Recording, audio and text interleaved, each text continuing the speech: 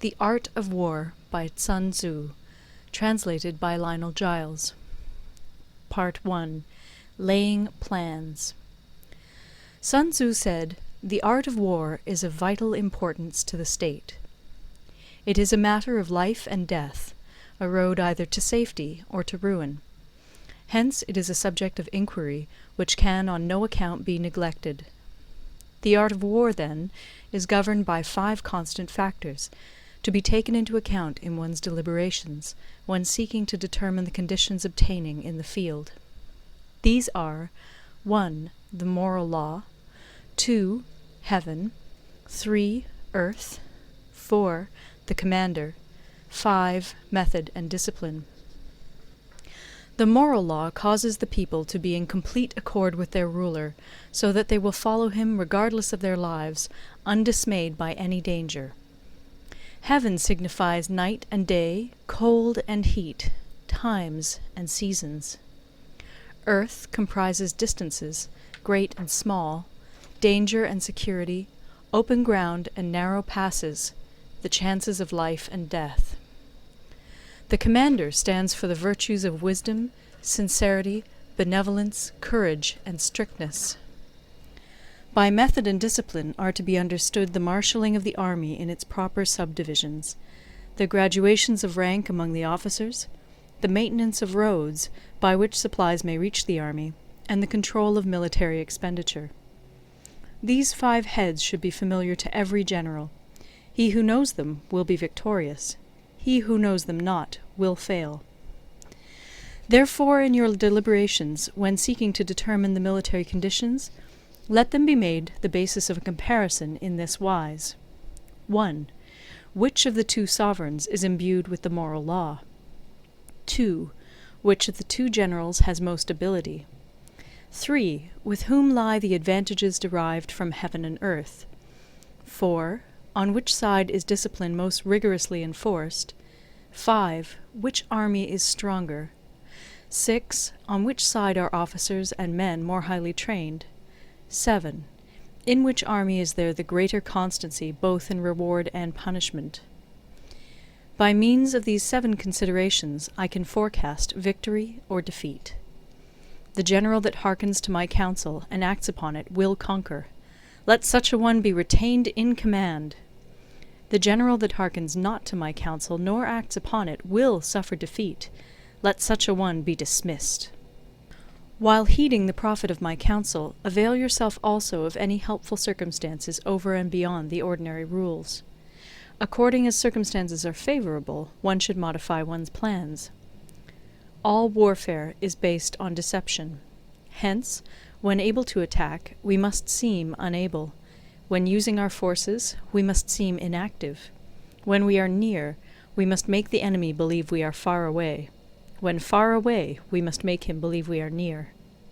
Hold out baits to entice the enemy, feign disorder, and crush him. If he is secure at all points, be prepared for him. If he is in superior strength, evade him. If your opponent is of choleric temper, seek to irritate him. Pretend to be weak, that he may grow arrogant. If he is taking his ease, give him no rest. If his forces are united, separate them. Attack him where he is unprepared. Appear where you are not expected. These military devices, leading to victory, must not be divulged beforehand. Now the general who wins a battle makes many calculations in his temple ere the battle is fought. The general who loses a battle makes but few calculations beforehand. Thus do many calculations lead to victory, and few calculations to defeat. How much more no calculation at all? It is by attention to this point that I can foresee who is likely to win or lose. End of Part 1. Part 2. Waging War. Sun Tzu said, "In the operations of war, where there are in the field 1,000 swift chariots, as many heavy chariots, and 100,000 mail-clad soldiers, with provisions enough to carry them 1,000 li, the expenditure at home and at the front, including entertainment of guests, small items such as glue and paint, and sums spent on chariots and armour, will reach the total of 1,000 ounces of silver per day. Such is the cost of raising an army of 100,000 men. When you engage in actual fighting, if victory is long in coming, then men's weapons will grow dull and their ardour will be damped. If you lay siege to a town, you will exhaust your strength. Again, if the campaign is protracted, the resources of the state will not be equal to the strain. Now, when your weapons are dulled, your ardour damped, your strength exhausted, and your treasure spent, other chieftains will spring up to take advantage of your extremity. Then no man, however wise, will be able to avert the consequences that must ensue. Thus, though we have heard of stupid haste in war, cleverness has never been seen associated with long delays. There is no instance of a country having benefited from prolonged warfare. It is only one who is thoroughly acquainted with the evils of war that can thoroughly understand the profitable way of carrying it on.